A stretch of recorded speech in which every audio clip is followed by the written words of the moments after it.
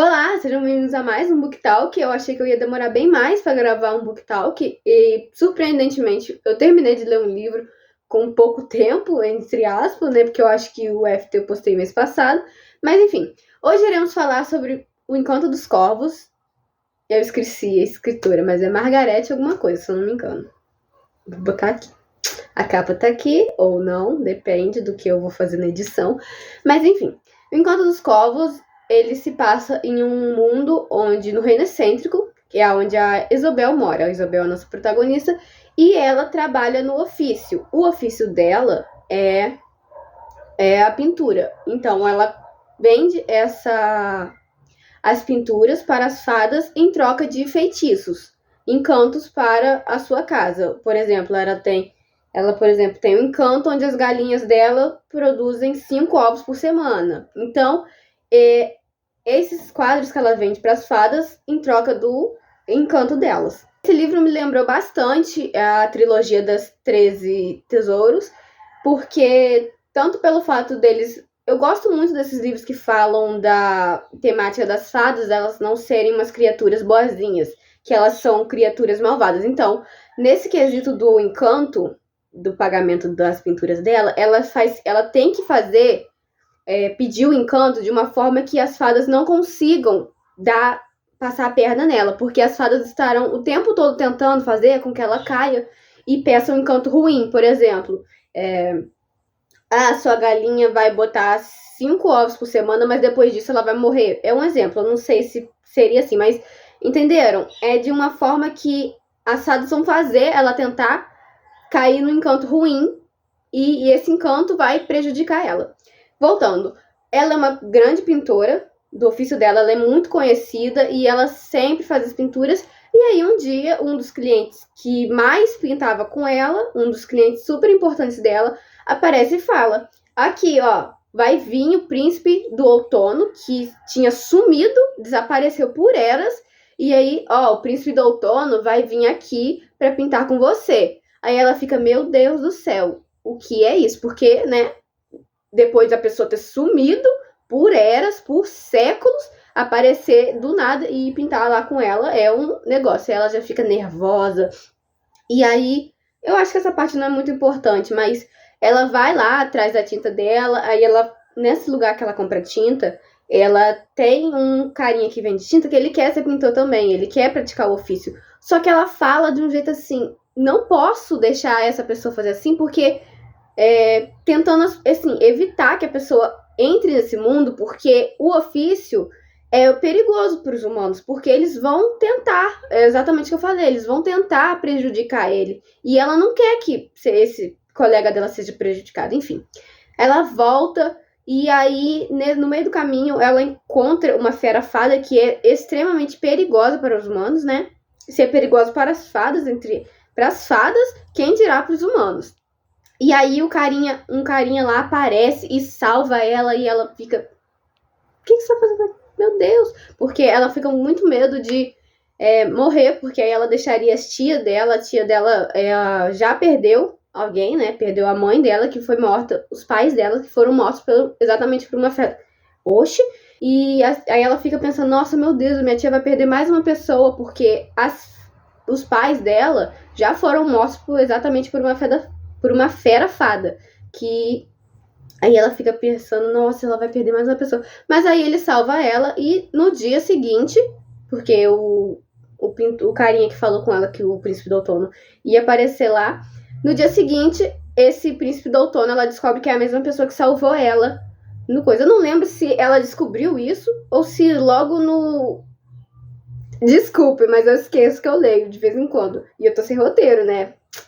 E aí ela descobre, eu não lembro se ela já sabia que era ele, mas enfim. Aí no dia seguinte ele aparece lá no coisa dela e ela fica pensando: não, ele não vai me fazer nada, porque um dos pedidos do ofício dela, um dos encantos que ela cobrou, era que na casa dela ninguém poderia fazer feitiço algum contra ela. Então ela fica tranquila que aquilo lá, que nada vai acontecer com ela, porque a casa dela tá sob encanto. Enfim. Aí ela vai pintando ele, E enquanto ela tá pintando, ela fica encucada por causa dos olhos dele. Os olhos dele eram um ametista e ela fica encucada porque tem alguma coisa naqueles olhos e ela não consegue dizer o que é. Até que ela vai finalizar o quadro e ela vê. Ele tem tristeza humana nos olhos. E não existe isso da fada ter sentimentos humanos, porque as fadas são criaturas que não têm sentimento algum.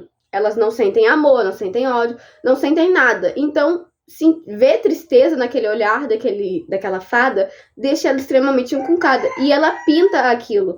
Então, beleza. E aí, ela, como pagamento da pintura dela, ela pede um encanto que seja capaz de avisar para ela, dar um sinal não tão, né, visível, não tão, assim, sinal, que permita que ela entenda que ela vai passar por alguma situação de perigo ou até morte. Aí o encanto dele é exatamente o encanto dos corvos, porque se ela tiver com uma situação de perigo básico, vai aparecer tantos corvos. Se ela tiver um perigo mais grave, tantos corvos. E se for morte, vai aparecer um monte. Então, aí é esse o encanto. Então, depois dela ter entregue esse quadro para ele ter o seu encanto, ele de repente aparece para ela: como você fez isso, que não sei o que, e ela sem entender nada.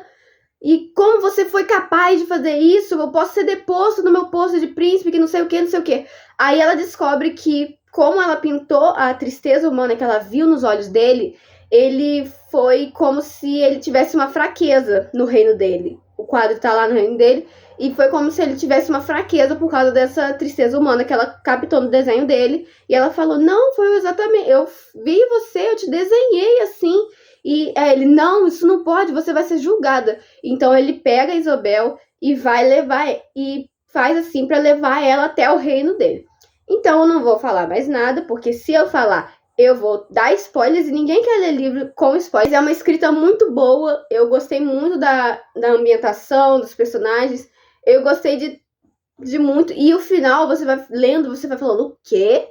O quê? O quê? Você vai se surpreendendo, porque é muito bom o livro. Leiam. Eu não quero falar. Eu tô tentando falar de um jeito que eu não dei spoilers a vocês mais. Eu consiga fazer uma resenha sem falar spoilers. Então, é isso, leiam, né? Não consigo falar muito sem dar spoiler, tô segurando minha língua. Leiam esse livro. Eu não sei como esse livro não é falado, porque eu sempre vejo falando: ai, que não sei o que Acotar, ai, que não sei o que Príncipe Cruel, e nem Acotar eu consegui ler. Eu li só o primeiro e o segundo eu fiquei com preguiça de ler. Mas é um livro de fadas que eu não vejo tanta credibilidade sobre ele. E, assim, ele é muito bom.